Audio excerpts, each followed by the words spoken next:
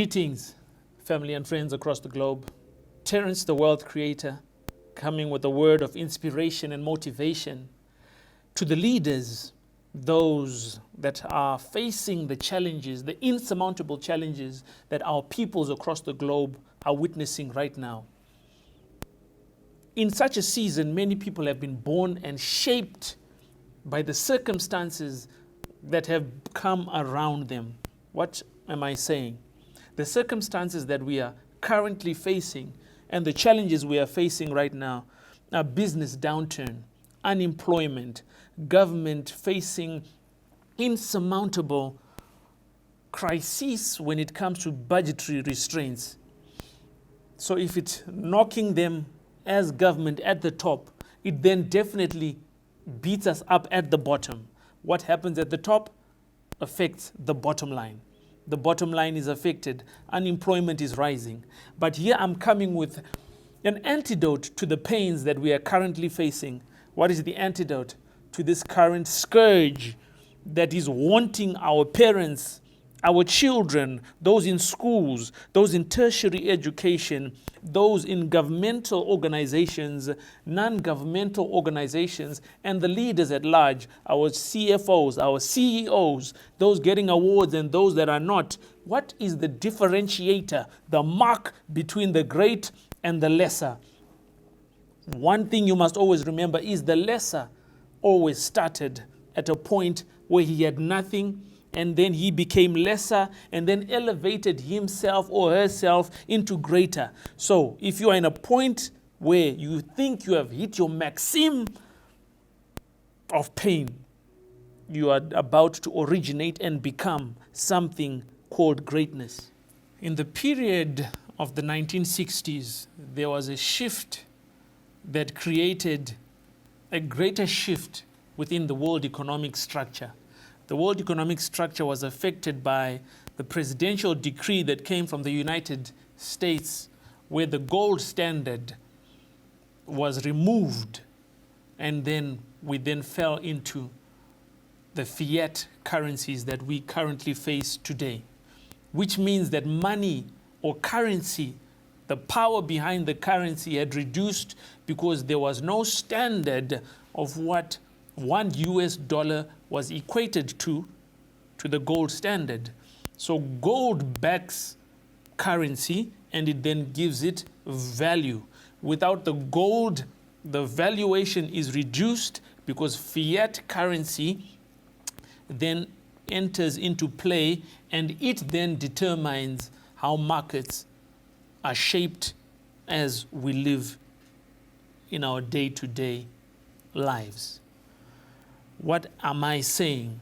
We come back then now to the 1929, between 1929, 1930, 1931, and 1932, where we then pick up and then we realize that America was facing what they called or termed the Great Depression. The Great Depression led to a lot of frustration, as we were talking about, that led to a lot of unemployment as we face it today under the current pandemic. A lot of unemployment, business turned down, a lot of macroeconomic shifts and microeconomic shifts. All these lead then to the detriment and the standards of people's lives going down. So as we continue speaking about this, you're asking yourself, okay, why is Terence giving us a brief history of what happened in the 1960s when the gold standard was removed, and then he took us a little further back to the 1929, 1930, 1931, 1932, where America faced its greatest depression yet in that season. However, now, what happened now within that season is many millionaires were then raised up within that season of pain and crisis. You're asking yourself, okay, how is this going to improve me? As I'm speaking to you, I am delving within the realm of my gift, the speaking gift. What does the speaking gift do? The speaking gift then elevates you to then begin to understand what was placed within your spirit, your heart, and your soul. As that begins to resonate within your mind, and then you begin to look back and realize that there were many others that faced this type of pain that we are currently going through, the ordeals and the catastrophes that we then face, you realize that you are not alone in this season. There was a people in your form and in your shape, with your look, that were then raised. But how were they raised? Many inspirational speakers were then raised, number one. Many entrepreneurial geniuses were raised in the time of crisis. So how then do you begin to shape yourself? As we are talking about maximizing your potential in a season of crisis. You then begin to find who you are. You go home, you sit down. You might not have Wi-Fi, you might not have the internet, but you have a place that you can find free Wi-Fi. Go and then go on YouTube. Look at how people, great people, establish themselves within that season. If you look at the person like Louis Vuitton and how it started and how it began, you be so amazed that the original founder found himself in a place, in a gutter, starting from nothing, moving from train to train, looking at how people were then using certain types of bags to carry certain types of things. It's an industry that originated from someone's pain and someone's observation. My question to you is, as you observe your daily life, what is it that you are carrying in you? There's a gift greater than your current employment, if you are still employed and if you still want to remain employed. You also carry the gift to employ others. This is where you then begin to maximize your potential. Maximizing thy potential requires now for you to have an erstwhile genius that is developed within you. How do you begin to develop genius when the world was telling you that you are not a genius or that you are incapable of becoming something? You then begin to shift your focus. There are people right now in certain offices, in certain homes, sitting in comfort in a season of recession. You then begin to generate relationships with people that are extraordinary in their design, that are extraordinary in their work ethic, and that are extraordinary in fighting against the scourge called poverty. At the end of the day, any economic downturn wants to fight your current livelihood, your current standard of living. Your current standard of living requires for you to look at thyself, look at your inner self, and then begin to check, what are the requirements that I need to fulfill my gift and my talent? A gift is not just about talking, it's not just about writing, it's not just about how you present thyself. There are certain institutions that are looking for something that is in you, but you have not yet shifted the extra that is within you. There's an extra that is within you that is required when you are incapable of paying your rent, when you are struggling with transport issues, when you are struggling to take care of your family. Then you ask yourself, how then do I build a corporate structure in myself, a corporate structure? When you work in someone's company or corporate structure, you realize that they have built themselves from something into something greater. Something requires a greater. A greater is when you then begin to look at thyself. You really have to look at yourself, look at the people around you. What are they telling you about your present circumstances? They are not going to see the pain that you're going through. The pain that you go through can only be seen by thyself.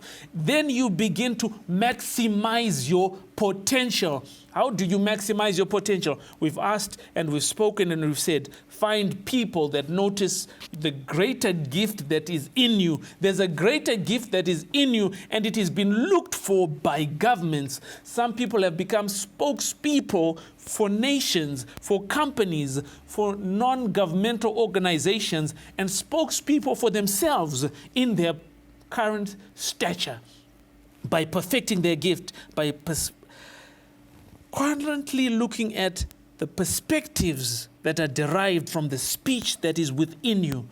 You then begin to look for people like Les Brown. You then begin to look at people like Eric Thomas, who have perfected themselves from nothing. Eric Thomas tells us a story. He was born in the projects, shifted his focus and said, I will not remain in this place because there's something that is in me that can change my personal livelihood and the greater good of people around me. So today, people's purposes and gifts are being announced because he is speaking through himself. And he tells us also that he then began to look for people like Proctor.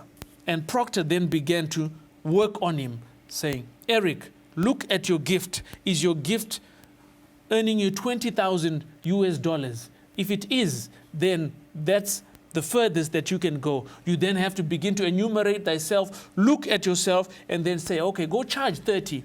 He went and he charged 30. Go charge 40. And he went and he charged 40. He charged 50. Then he said, charge 100.